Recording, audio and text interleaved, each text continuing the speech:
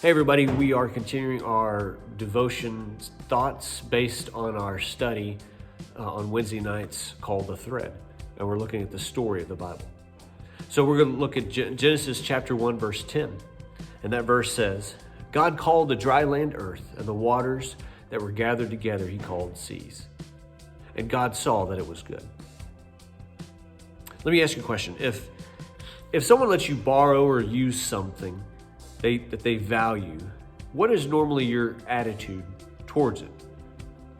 Hopefully you're pretty careful with it, right? I mean, if someone lets you borrow their new phone and you want to look at their new phone, hopefully you don't just toss it right back to them, right?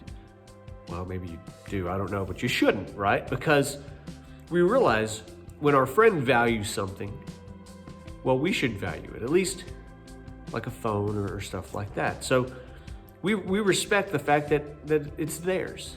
It's a new good thing. You know, so I want to challenge you, go back to read Genesis chapter 1, verse 6 and verses 9 through 10 again.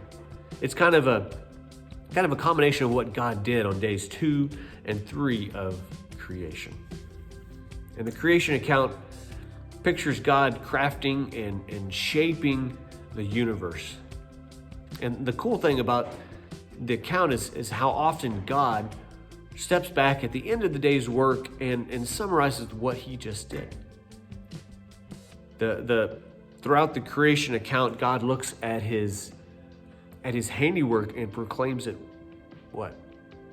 Good.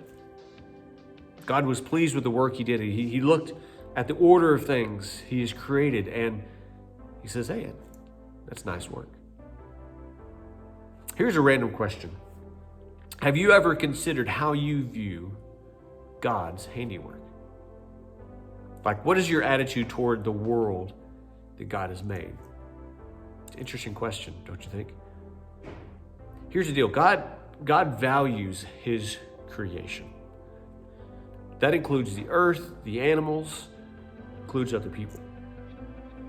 And as we said at the beginning of this devotional thought, you most likely try to value the things that people that you care about value.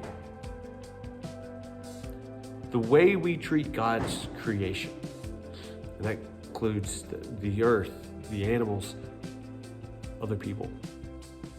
The way you treat God's creation says a lot about how you feel about him.